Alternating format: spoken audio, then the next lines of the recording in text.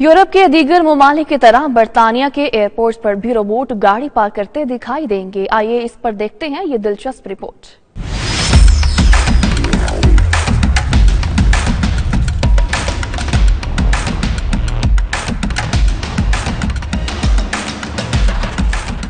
Airport पर गाड़ी को पार्क करना एक मुश्किल मिशन है, खासकर अगर आपको लंबे अरसे के लिए कहीं जाना हो। फ्रांसीसी कंपनी स्टैंडले रोबोटिक्स ने अब इस मुश्किल का हल निकाल लिया है। मिलिए स्ट्रीन नामी इस रोबोट से, जो दिखने में एक छोटा सा रोबोट है, लेकिन भारी भरकम गाड़ियों को उठाने की सलाहियत रखता है।